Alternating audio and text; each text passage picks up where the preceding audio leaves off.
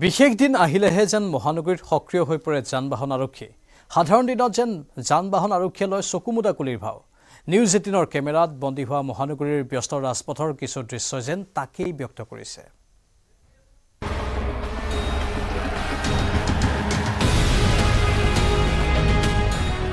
নিয়ম ভঙাটোৱে এতিয়া নিয়মত পৰিণত।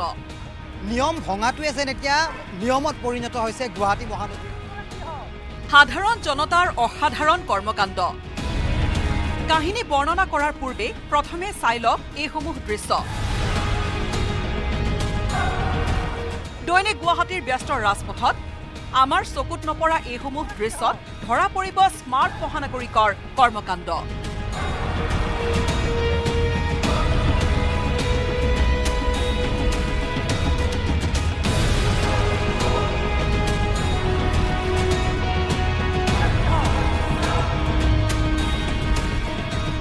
হাতত সময়ে নাই একাংশ শিক্ষিত লোকৰ।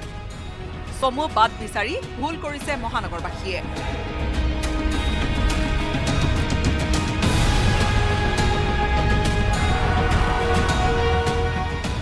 সময় কম, মুঠতে লাগে শ্বৰ্টকাট। শিক্ষিত স্মাৰ্ট বুলি দাবী কৰা জনসাধাৰণৰ এনে ভুল বিচাৰি ঘূৰিল নিউজ 18 অসম নৰ্থ ইষ্টৰ কেমেৰা। দুৰ্ঘটনা সংঘটিত হোৱা স্থানসমূহত কিহৰ কাৰণে এই ধৰণৰ অনাকাংক্ষিত ঘটনাবোৰ সংঘটিত হৈ আছে তাৰে কিছু জ্বলন্ত উদাহৰণ। এই মুহূৰ্তত আপুনি যিটো টাৰ্ণিং এই মুহূৰ্তত সঞ্জয় বৰাই দেখুৱাই আছে, ইয়াত এইদৰে বাইক ঘূৰোৱাৰ বাবে এক প্ৰকাৰ মানা আছে, কিন্তু এই ধৰণৰ স্থানতে কিন্তু একাংশই এইদৰে ট্ৰাফিক আইন উলংঘা কৰি কিন্তু তেওঁলোকে চলাই গৈছে যান-বাহন, যাৰ বাবে ঠায়ে ঠায়ে সংঘটিত হৈছে দুৰ্ঘটনা।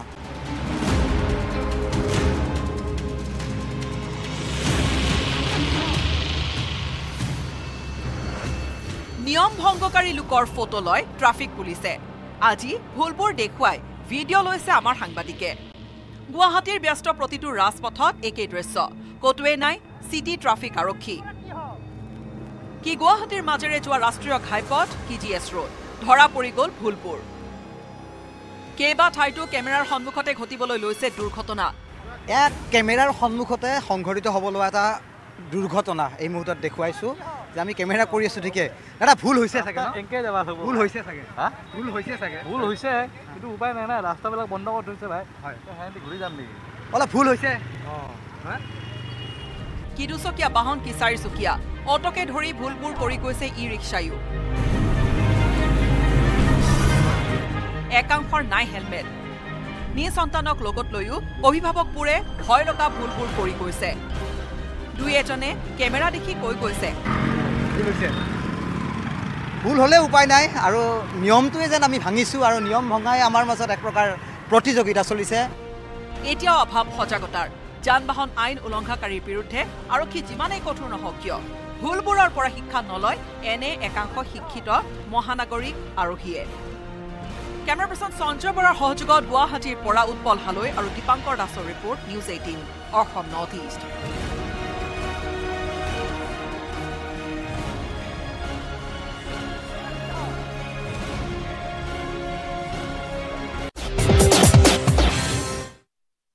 তাত দুটাকৈ গুৰুত্বপূৰ্ণ সিদ্ধান্ত সলনি কৰিবলৈ বাধ্য হ'ল মুখ্যমন্ত্ৰী হিমন্ত বিশ্ব শৰ্মাই। ৰাজ্যজুৰি হোৱা তীব্ৰ প্ৰতিবাদ আৰু প্ৰতিক্ৰিয়াৰ পাছতে সিদ্ধান্ত সলনি কৰিলে মুখ্যমন্ত্ৰীয়ে। চৰকাৰী কলেজত অধ্যাপক গ্ৰন্থাগাৰিকৰ লগতে তৃতীয় আৰু চতুৰ্থ বৰ্গৰ পদত নিযুক্তিৰ বাবে প্ৰাৰ্থীৰ PRC নালাগে বুলি উচ্চ শিক্ষা সঞ্চালকালয়ে নিৰ্দেশনা জাৰি কৰিছিল। এই নিৰ্দেশনাই চৰকাৰী কলেজত নিযুক্তিৰ ক্ষেত্ৰত স্থানীয় প্ৰাৰ্থীক বঞ্চিত হোৱাৰ পূৰ্ণ আশংকা প্ৰকাশ কৰি তীব্ৰ প্ৰতিবাদ কৰে বিভিন্ন দল সংগঠনে। শীঘ্ৰে এই নিৰ্দেশনা বাতিল নকৰিলে আন্দোলনৰ কাৰ্যসূচী ল'ব বুলি হুংকাৰ দিছিল কেইবাটাও সংগঠনে। ৰাজ্যজুৰি হোৱা এই প্ৰতিবাদৰ পাছতেই মুখ্যমন্ত্ৰীয়ে উচ্চ শিক্ষা সঞ্চালকালয়ৰ এই নিৰ্দেশনা বাতিল কৰা বুলি ঘোষণা কৰে। কেনেকৈ এই নিৰ্দেশনা এগৰাকী বিষয়াই উলিয়ালে সেই সন্দৰ্ভত তদন্ত কৰা হ'ব বুলিও ঘোষণা কৰে মুখ্যমন্ত্ৰীয়ে। ইফালে প্ৰতিবাদ আৰু প্ৰতিক্ৰিয়াৰ বাবে আন এক গুৰুত্বপূৰ্ণ সিদ্ধান্ত বাতিল কৰিবলৈ বাধ্য হ'ল মুখ্যমন্ত্ৰীয়ে। APSC পৰীক্ষাৰ আৰ্হিৰে তৃতীয় আৰু চতুৰ্থ বৰ্গৰ চাকৰিৰ পৰীক্ষা অনুষ্ঠিত কৰা হ'ব বুলি ঘোষণা কৰিছিল মুখ্যমন্ত্ৰীয়ে। এই ঘোষণাক লৈও সৃষ্টি হয় তুমুল প্ৰতিক্ৰিয়াৰ। হিতে বিপৰীত হোৱাৰ আশংকাত অৱশেষত মুখ্যমন্ত্ৰীয়ে বাতিল কৰিবলৈ বাধ্য হ'ল নিযুক্তি পৰীক্ষা সম্পৰ্কীয় নতুন নিৰ্দেশনাও।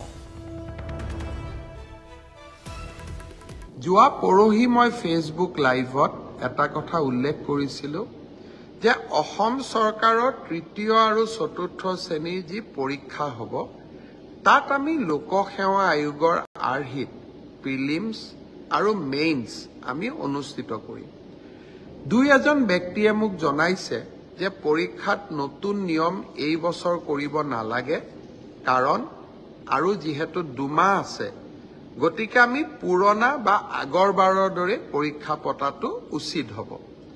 আমাৰ চৰকাৰখনে সদায় ৰাইজৰ কথা শুনিবৰ বাবে চেষ্টা কৰে, কাৰণ আমি বিশ্বাস কৰোঁ লাও যেনেকৈ পাতৰ তলত থাকে, চৰকাৰো ৰাইজৰ তলত থাকে, ৰাইজৰ ঊৰ্ধত নহয়। যিসকলে মোক এই পৰামৰ্শটো দিছিল, দুই এজনে অলপ গালি গালাজো কৰিছে আৰু কিছুমানে ভালকৈ পৰামৰ্শটো দিছে। গালি গালাজ কৰা সকলকো মোৰ মৰম জনাইছোঁ আৰু ভালকৈ কোৱা সকলকো মোৰ সন্মান জনাইছোঁ। আপোনালোকৰ পৰামৰ্শ অহা 2-3 দিনত আমি বিবেচনা কৰিম আৰু যিহেতু পৰামৰ্শটোত মেৰিট আছে যে হয় 2 মাহ থাকোঁতে পৰীক্ষাৰ পেটাৰ্ণ এটা সলনি কৰিব নালাগে, বিষয়টো আমি ডেফিনেটলি আমি বিবেচনা কৰি অহা 2-3 দিনতে আপোনালোকক ইয়াৰ সিদ্ধান্তৰ বিষয়ে মই অৱগত কৰিম।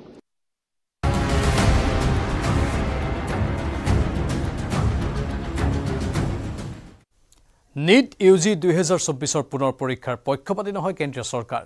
উচ্চতম ন্যায়ালয়ত চৰকাৰে দাখিল কৰিলে শপতনামা। পুনৰ পৰীক্ষা পতাৰ সম্ভাৱনা ব্যক্ত কৰিছিল উচ্চতম ন্যায়ালয়ে। বৃহৎ অনিয়ম হোৱা নাই বুলি পুনৰ পৰীক্ষাৰ সম্ভাৱনা অস্বীকাৰ কৰিছে চৰকাৰে। নীট ইউজি পৰীক্ষাৰ পবিত্ৰতা লংঘন হৈছে বুলি কৈছিল সৰ্বোচ্চ ন্যায়ালয়ে। প্ৰশ্নকাকত ফাদিল হোৱাটো নিশ্চিত হৈছে বুলি মন্তব্য কৰি ন্যায়ালয়ে কৈছিল যে পৰীক্ষাৰ গোপনীয়তা লংঘন কৰাটো স্পষ্ট হৈছে। যদিহে ছ'চিয়েল মিডিয়া যোগে প্ৰশ্নকাকত ফাদিল হৈছিল, তেন্তে পুনৰ পৰীক্ষাৰ আদেশ দিব পাৰে বুলি পৰ্যবেক্ষণ কৰিছিল উচ্চতম ন্যায়ালয়ে। সোমবাৰে ন্যায়ালয়ৰ পৰ্যবেক্ষণৰ পিছতে বুধবাৰে কেন্দ্ৰীয় চৰকাৰে দাখিল কৰে শপতনামা, য'ত বৃহৎ পৰিমাণত অনিয়ম হোৱা নাই বুলি উল্লেখ কৰি পুনৰ পৰীক্ষাৰ সম্ভাৱনীয়তা নাকচ কৰিছিল কেন্দ্ৰীয় চৰকাৰে। IIT মাদ্ৰাজৰ এটা বিশেষজ্ঞৰ দলে দিয়া প্ৰতিবেদনৰ ভিত্তিত এই শপতনামা দাখিল কৰিছে কেন্দ্ৰীয় চৰকাৰে। উল্লেখযোগ্য যে নীট ইউজি 2024 পৰীক্ষাৰ অনিয়মৰ বিৰুদ্ধে উঠা অভিযোগৰ তদন্ত কৰি আছে CBIয়ে।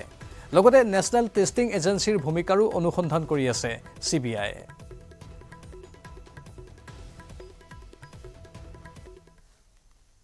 চীনা বৰা হত্যাকাণ্ডৰ চাঞ্চল্যকৰ তথ্য। CBI কাৰ্যালয়ত ওলাল চীনা বৰাৰ হেৰুৱা হাড় টুকুৰাৰ অৱস্থিতিৰ তথ্য আছিল CBIৰ হাতত। চীনা বৰাৰ হত্যাকাণ্ডৰ অন্যতম প্ৰমাণ আছিল এই হেৰুৱা হাড় টুকুৰা।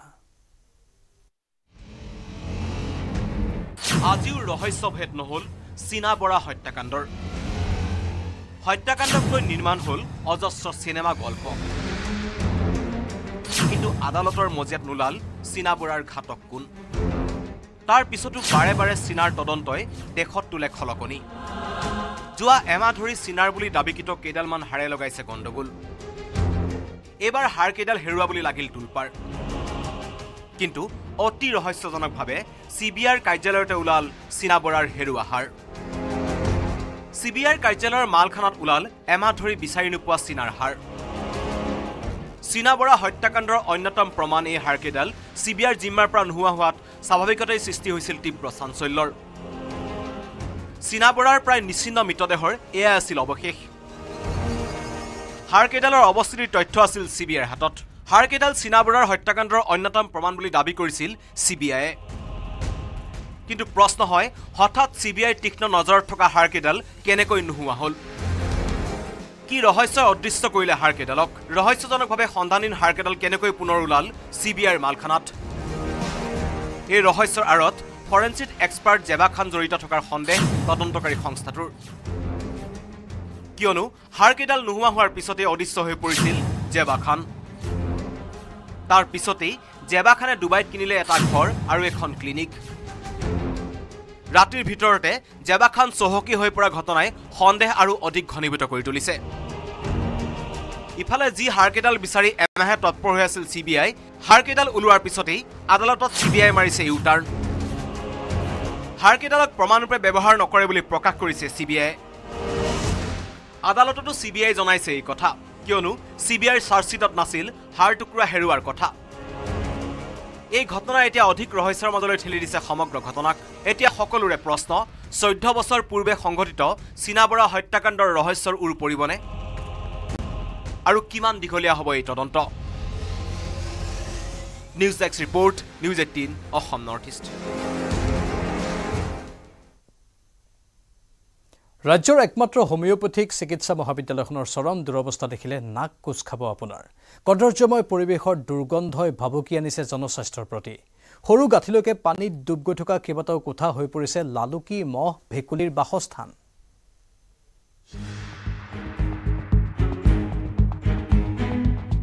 চিকিৎসালয় নে জমৰ দুৱাৰ চিকিৎসালয়তে অস্বাস্থ্যকৰ পৰিস্থিতি ৰাজ্যৰ একমাত্ৰ হোমিওপেথিক চিকিৎসা মহাবিদ্যালয়খনৰ চৰম দুৰৱস্থা এই দৃশ্যলৈ মন কৰক এই দৃশ্য পাঞ্জাবাৰী স্থিত শহীদ যাদৱনাথ হোমিওপেথিক চিকিৎসা মহাবিদ্যালয় আৰু চিকিৎসালয়ৰ এখন চিকিৎসা মহাবিদ্যালয়ৰ অৱস্থা কিমান শোচনীয় হ'ব পাৰে আজি আমি দেখুৱাম আপোনাক এনেদৰে ইটাৰ ওপৰেৰে অহা যোৱা কৰিছে স্বাস্থ্যকৰ্মীয়ে ফাৰ্মাসীৰ ভিতৰত এনেদৰে খুপি খুপি সোমাই নিজৰ কৰ্তব্য পালন কৰিছে কৰ্মচাৰীয়ে কদৰ্যময় পৰিৱেশৰ দুৰ্গন্ধই ভাবুকি আনিছে কৰ্মচাৰীৰ স্বাস্থ্যলৈ কিন্তু উপায়বিহীন কৰ্মচাৰী পানীটো বৰষুণ দিলে পানী সোমায় পানী এতিয়া মোটামুটি আমাৰ পানীৰ তলতে আছোঁ আমি এনেকৈ ডিউটি কৰি আছোঁ ইটা দি গোন্ধ দেখিছে নাই কেনেকুৱা আৰু কোনো মানে গুৰুত্বই নাই কাৰো গম পাইছে অস্বাস্থ্যকৰ পৰিৱেশ বুলিয়ে ক'ব লাগিব আমিতো তেনেকৈ মেডিচিন দি আছোঁ উপায় নাই আনহাতে এই দৃশ্যলৈ মন কৰক এই দৃশ্য চিকিৎসা মহাবিদ্যালয়খনৰ কেইবাটাও বিশেষ কোঠালীৰ সৰু গাঁঠিলৈকে পানীত ডুবি ৰৈছে কোঠাকেইটা লালুকি মহ ভেকুলীৰ বাসস্থানলৈ ৰূপান্তৰ হৈছে কোঠাকেইটা পানীৰ ফলত কোনো ৰোগীকে ভৰ্তি কৰি ৰাখিব নোৱাৰে চিকিৎসালয়খনত কেৱল OPD বিভাগতহে হয় চিকিৎসা নিষ্ক্ৰিয় IPD বিভাগ ৰাজ্যৰ স্বাস্থ্য খণ্ডৰ পয়ালগা ছবিখন চাই হয়তো আচৰিত হৈ পৰিছে আপুনিও কিন্তু কেৱল ইমানতেই শেষ নহয় চিকিৎসা মহাবিদ্যালয়খনত থকা একমাত্ৰ এক্স-ৰে মেচিনটো বৰ্তমান সময়ত বিকল এখন এম্বুলেন্স আৰু এখন ষ্টাফ বাছ আছে কিন্তু চালক নোহোৱাৰ বাবে নচলে গাড়ী দুখন ফলত চৌহদতেই থিয় হৈ থাকি ফুলদানিৰ দৰে কেৱল শোভাবৰ্ধন কৰিছে গাড়ী দুখনে অসমৰ একমাত্ৰ হোমিওপেথিক চিকিৎসা মহাবিদ্যালয়খনত এম্বুলেন্স আছে কিন্তু নচলে গাড়ী কাৰণ ড্ৰাইভাৰ নাই এক্স-ৰে মেচিন আছে কিন্তু বিকল হৈ পৰি আছে কিয় হৈছে বৰ্তমান সময়ত ৰাজ্যৰ স্বাস্থ্য খণ্ড এনে দুৰৱস্থা এই দৃশ্য আকৌ চিকিৎসা মহাবিদ্যালয়খনৰ কেণ্টিনৰ একাঠুলৈকে পানীত ডুব গৈছে কেণ্টিন দুৱাৰত ওলমি ৰৈছে তলা ঠিক তেনেদৰে একমাত্ৰ খেলপথাৰখনো দেখিলেই দুখ লগা অৱস্থা চিকিৎসা মহাবিদ্যালয়খনত নাই এটাও প্ৰেক্ষাগৃহ নাই ছাত্ৰাবাসৰ সুব্যৱস্থা ছাত্ৰীনিবাস আছে যদিও পৰ্যাপ্ত সুবিধা নোপোৱাৰ অভিযোগ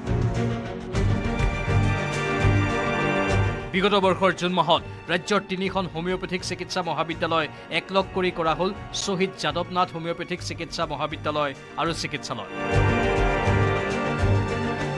ফলত বিলুপ্ত হ'ল নগাঁও আৰু যোৰহাট হোমিওপেথিক চিকিৎসা মহাবিদ্যালয় ছাত্ৰ ছাত্ৰীসকলকো একত্ৰিত কৰি লৈ অনা হ'ল শহীদ যাদৱনাথ হোমিওপেথিক চিকিৎসা মহাবিদ্যালয় আৰু চিকিৎসালয়লৈ চৰকাৰে একত্ৰীকৰণ ঠিকেই কৰিলে কিন্তু গা এৰা দিলে ছাত্ৰ ছাত্ৰী আৰু কৰ্মচাৰীৰ দুখ দুৰ্দশাৰ প্ৰতি প্ৰায় 300 ছাত্ৰ ছাত্ৰী থকা চিকিৎসা মহাবিদ্যালয়খনত বৰ্তমান ৰোগীৰ সংখ্যা নিচেই নগণ্য Priyabrata Gogoi report news 18 Assam north east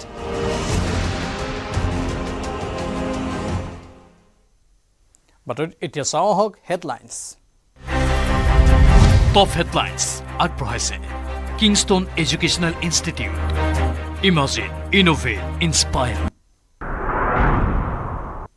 গোৱালপাৰাৰ শিমলীটোলা ৰাজহুৱা শ্মশান ঘাটত ভয়ংকৰ নাও দুৰ্ঘটনা শেষকৃত্যৰ বাবে যোৱা নাও দুৰ্ঘটনাগ্ৰস্ত হৈ 3জনৰ মৃত্যু 2জন সন্ধানহীন মৃতকৰ শেষকৃত্যৰ পৰা উভতাৰ পথত সংঘটিত হয় এই শোকাবহ নাও দুৰ্ঘটনা 9 আগষ্টত বিজেপি ত্যাগ কৰাৰ পূৰ্ণ সম্ভাৱনা নলবাৰীৰ প্ৰাক্তন বিধায়ক অশোক শৰ্মাৰ 20 জুলাইৰ পিছত ৰাজহুৱাকৈ সকলো স্পষ্ট কৰিব বিজেপিৰ প্ৰাক্তন বিধায়ক শৰ্মাই গেৰুৱা বহন সলাই কংগ্ৰেছত যোগদান কৰাৰ পূৰ্ণ সম্ভাৱনা নলবাৰীৰ প্ৰাক্তন বিজেপি বিধায়কজনৰ দলৰ লগতে চৰকাৰৰ কাম কাজত অসন্তুষ্ট প্ৰাক্তন বিজেপি বিধায়ক অশোক শৰ্মা 26 বিধানসভা নিৰ্বাচনৰ পূৰ্বে সলনি হ'ব পাৰে ৰাজ্যৰ ৰাজনৈতিক প্ৰেক্ষাপট দল ত্যাগ কৰিবলৈ সাজু কেইবাগৰাকীও জ্যেষ্ঠ বিজেপি নেতা শীঘ্ৰে কংগ্ৰেছত হ'ব বৃহৎ যোগদান দিল্লী গুৱাহাটীত যোগদান হ'ব বুলি ঘোষণা প্ৰদেশ কংগ্ৰেছৰ সভাপতি ভূপেন বৰাৰ চৰ্চাত কেইবাগৰাকীও বিজেপি নেতাৰ নাম ডিব্ৰুগড়ৰ আলুবাৰীত মৰিয়াই এজন যুৱকক হত্যা কৰিলে এদল উদণ্ড যুৱকৰ দলে কমলো সোণাৰ নামৰ 24 বছৰীয়া যুৱকজনক মৰিয়াই হত্যা 12জনীয়া যুৱকৰ দলৰ মূল অভিযুক্ত দীপজ্যোতি ৰাজবংশীক গ্ৰেপ্তাৰ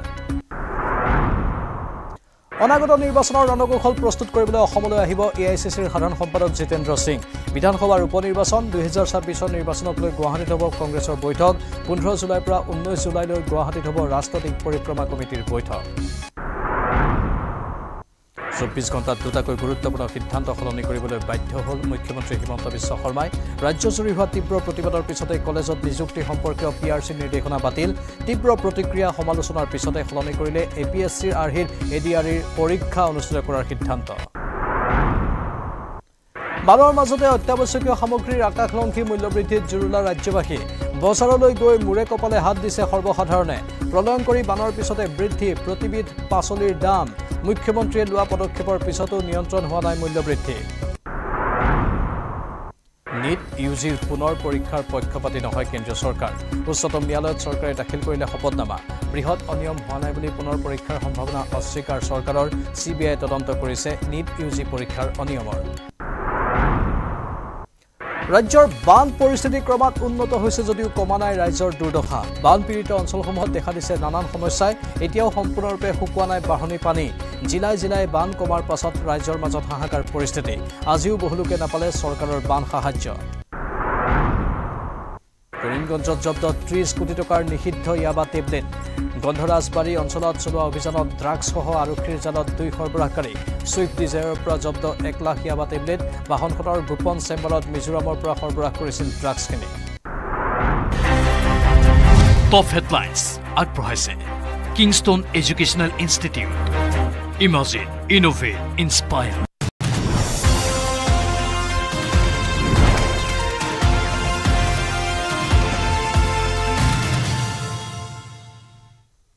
এফালে বানৰ বিভীষিকা আনফালে পাচলি বজাৰত জুই বানৰ গইনালৈ পাচলি বজাৰত অসাধু ব্যৱসায়ীয়ে চলাইছে লুট মূল্যবৃদ্ধিৰ মাধমাৰৰ পিছতো চৰকাৰ প্ৰশাসনে লোৱা নাই কোনো বিশেষ ব্যৱস্থা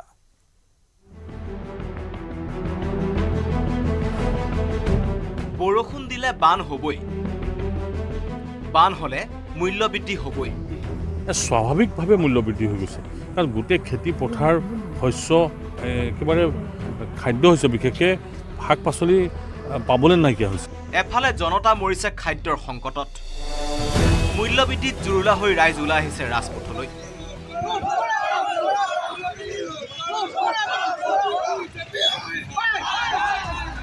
কিন্তু ইমানৰ পিছতো গা নলৰে ৰাইজে বাছি দিয়া নেতাসকলৰ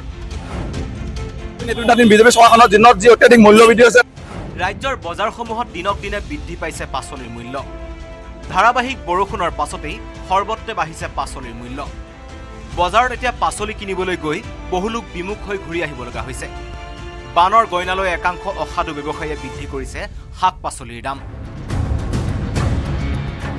এনেকৈ এতিয়া মূল্যবৃদ্ধিয়ে আকাশ চোৱাৰ দিশে আগবাঢ়িছে ক্ষুদ্ৰ ৰেষ্টুৰাঁ ব্যৱসায়ীসকলৰো এতিয়া পানীত হাঁহ নচৰা অৱস্থা হৈছে গুৱাহাটীৰ বজাৰত জাতিলাও 100 টকা কলফুল 70 টকা নেমু 20 টকা 3টা আলু 50 টকা বেঙেনা 120 টকা বিলাহী 100 টকা তিয়হ 80 টকা গাজৰ 160 টকা জলকীয়াৰ মূল্য 150 মূলা 60 টকা কবি 60 টকা লেচেৰা 120 টকা কেজি কেৰেলা 130 টকা কেজি ইফালে মূল্যবৃদ্ধি নিয়ন্ত্ৰণ কৰিবলৈ কৰ্মবাহিনী গঠন কৰি সামগ্ৰীৰ মূল্যবৃদ্ধি নিয়ন্ত্ৰণ কৰিবলৈ প্ৰতিখন জিলাৰ আয়ুক্তক নিৰ্দেশ দিছিল মুখ্যমন্ত্ৰী ডক্টৰ হিমন্ত বিশ্ব শৰ্মাই কিন্তু মুখ্যমন্ত্ৰীৰ পদক্ষেপৰ পিছতো নিয়ন্ত্ৰণ হোৱা নাই মূল্যবৃদ্ধিৰ শিৱসাগৰ মৰিগাঁৱৰ বজাৰতো পাচলিৰ আকাশলংঘী মূল্যবৃদ্ধিত লৈ বিপাঙত পৰিছে সাধাৰণ জনতা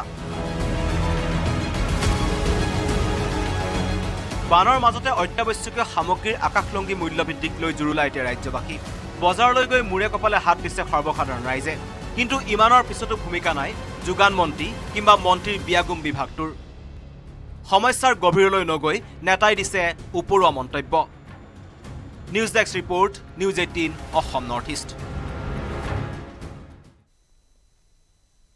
কাইলৈ অনন্ত আম্বানী আৰু ৰাধিকা মাৰ্চেণ্টৰ বিয়া দুইটা পৰিয়ালে সম্পন্ন কৰিলে বিবাহৰ প্ৰতিটো পৰম্পৰাগত পৰ্ব মামেৰু অনুষ্ঠানৰ পৰা মোচালুলৈ সংগীতৰ পৰা হালধিলৈ প্ৰতিটো পৰ্বতে দেখা গ'ল উৎসাহ বিয়াৰ পূৰ্বে সম্পন্ন কৰা হয় শিৱশক্তি পূজাও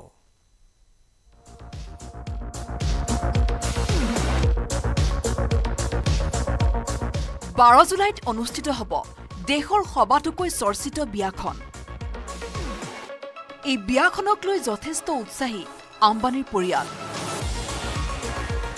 মুম্বাই স্থিত এণ্টেলিয়াত এতিয়া উখল মাখল পৰিৱেশ আনন্দ আৰু ৰাধিকাৰ বিয়াখন বিশেষৰ পৰা বিশেষ কৰি তুলিবলৈ ত্ৰুটি এৰা নাই আম্বানীৰ পৰিয়ালে পৰম্পৰাগত ৰীতি-নীতিৰ মাজেৰে সম্পূৰ্ণ কৰা হৈছে বিবাহৰ প্ৰতিটো নিয়ম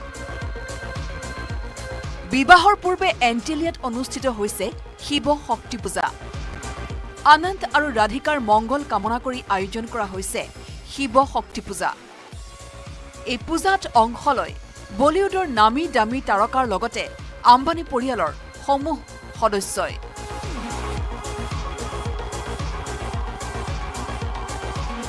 ৰিলায়েন্স ইণ্ডাষ্ট্ৰিজৰ চেয়াৰমেন মুকেশ আম্বানীৰ মাতৃ কুকিলাবেন আম্বানী ভাতৃ অনিল আম্বানী আৰু তেওঁৰ পত্নী টিনা আম্বানীক বিশেষ ৰূপত দেখা যায় এই বিশেষ দিনটোত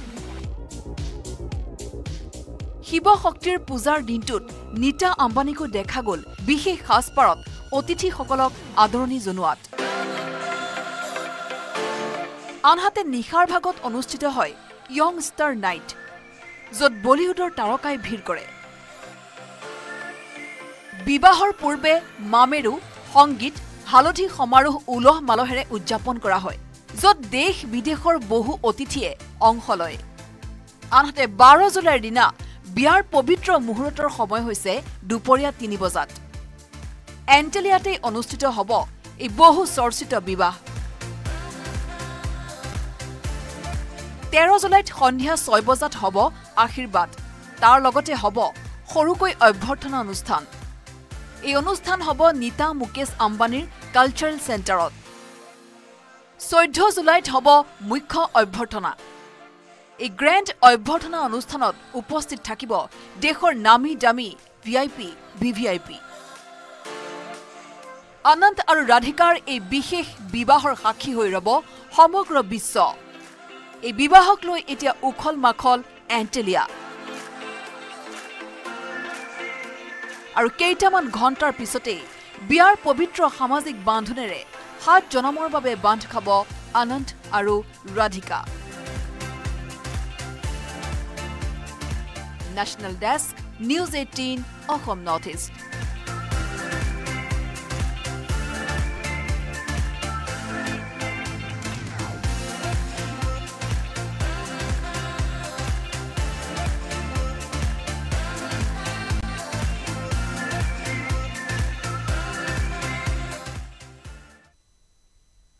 মুঠতে অনন্ত আম্বানী আৰু ৰাধিকা মাৰ্চেণ্টৰ বহু চৰ্চিত এই বিবাহখনক লৈ উখল মাখল হৈ পৰিছে মায়ানগৰী বিবাহত ভাগ ল'বলৈ দেশ বিদেশৰ পৰা আহিছে নামী দামী চেলিব্ৰিটি সৰু পুত্ৰৰ বিয়া স্বাভাৱিকতে থৌকি বাথৌ লাগিছে আম্বানী পৰিয়ালত ছমাহ ধৰি চলা প্ৰস্তুতিৰ পাছতো যেন অন্ত নপৰা হৈছে উৎসাহৰ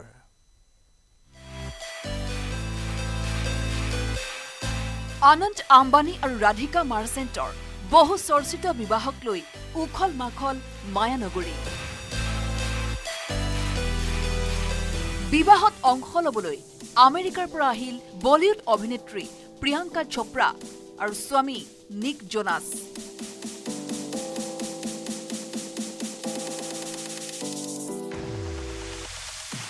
আনন্দ আৰু ৰাধিকাৰ বিবাহৰ পূৰ্বে মুম্বাইৰ এণ্টালিয়াত মংগল কামনাৰে সম্পন্ন হ'ল শিৱ শক্তি পূজা এই পূজাত অংশ ল'লে বলিউডৰ বহু নামী দামী তাৰকা ক্ৰিকেটাৰৰ পৰা প্ৰখ্যাত সংগীত শিল্পীলৈকে আনন্দ আৰু ৰাধিকাৰ শিৱ শক্তি পূজাত উপস্থিত হ'ল বলিউড অভিনেত্ৰী অনন্যা পাণ্ডে, জাহ্নবী কাপুৰ, সনন্যা কাপুৰ, অভিনেতা ৰণবীৰ সিং, সঞ্জু বাবা, সংগীত শিল্পী কৈলাশ খেৰ, সপত্নীক ভাৰতীয় ক্ৰিকেটাৰ মহেন্দ্ৰ সিং ধোনী। উপস্থিত থাকিল ৰিলায়েন্স ইণ্ডাষ্ট্ৰিজৰ অধ্যক্ষ মুকেশ আম্বানীৰ ভাতৃ অনিল আম্বানী আৰু টিনা আম্বানীও। ইয়াৰ উপৰিও পূজাত অংশগ্ৰহণ কৰে মুকেশ আম্বানী আৰু নীতা আম্বানীৰ জীয়াৰী ঈশা আম্বানীৰ শাহুৱেকে। সৰু পুত্ৰৰ বিয়া, স্বাভাৱিকতে ঠৌকি বাথৌ লাগিছে আম্বানী পৰিয়ালত। উৎসাহৰ অন্ত নাই মাতৃ নীতা আম্বানীৰ মনতো। National desk, news 18, Assam north east. পুনৰ বান বিভীষিকাই খেদিছে ধেমাজিবাসীক। অৰুণাচলৰ পাহাৰত হোৱা ডাৱৰ বিস্ফোৰণৰ ফলত হঠাৎ উফন্দি উঠিছে ৰাই আৰু বালিচৰী নদী। বাঢ়নী পানীয়ে বুৰালে বৃহত্তৰ লক্ষীপথাৰ অঞ্চলৰ প্ৰায় 10খনকৈ গাঁও। একেটা মাহতে অহা দ্বিতীয়টো বানত দিশহাৰা ৰাইজ। হাহাকাৰ। একেটা মাহতে বানৰ দ্বিতীয়টো ঢৌ। অৰুণাচলৰ পৰা নামি অহা ঢলে বুৰালে ধেমাজিৰ লক্ষীপথাৰ। আজি ৰাতি 12 বজাত তাৰমানে ক'ৰ পৰা পানী আহিলে আমি ক'বই নোৱাৰোঁ, মানে সম্ভৱ সেই নৈয়ে দিয়ে আহিছে, কিন্তু আহি তাৰমানে গোটেই গাঁৱত আলি পদূলি আৰু ঘৰ দুৱাৰ মানে ভাঙি এফালৰ পৰা মহতিয়াই লৈ গৈছে। পুনৰ বান বিভীষিকাই খেদিছে ধেমাজিবাসীক। অৰুণাচল পাহাৰত হোৱা ধাৰাসাৰ বৰষুণৰ ফলত অকস্মাত উফন্দি উঠিল ৰাই আৰু বালিচৰী নদীৰ জলস্তৰ। নিশাটোতে ৰাই আৰু বালিচৰী নদীৰ বাঢ়নী পানীয়ে বুৰাই পেলালে বৃহত্তৰ লক্ষীপথাৰ অঞ্চলৰ প্ৰায় 10খনকৈ গাঁও। নিমিষতে বানত উটি গ'ল পশুধনকে ধৰি বাচন বৰ্তন, খাদ্য সামগ্ৰী, চাউল কাপোৰকে আদি কৰি বছৰটোৰ বাবে সাঁচি থৈ দিয়া ভঁৰালৰ ধানমুঠিও। অন্ন বস্ত্ৰৰ অভাৱত হাহাকাৰ বন্যাৰ্তৰ। ৰাই নৈ বালিচৰী 2খন নদী একেলগে হৈ গ'ল। এতিয়া ৰাতি 12টা বজাৰ পৰা পানী আহিছে। ভিতৰত মানে আঁঠুৰ ওপৰত মানে গোটেই বিচনা তিতু অৱস্থা, গোটেই চাউল পাত খৰি খেৰ সমস্ত বাহিৰত থকা বস্তু বাহনী সমস্তখিনি উটি গুচি গ'ল। এতিয়া মুঠতে একো নাই। এতিয়া মানে চাহ অকণ বনাই খাবলৈ বা কিবা এটা কৰিবলৈও একোৱে উপায় নাই। আনহাতে ভয়ংকৰ বিপদৰ পৰা কথমপে প্ৰাণ ৰক্ষা লক্ষীপথাৰ কৈবৰ্ত গাঁৱৰ পুতলি দাসৰ পৰিয়াল।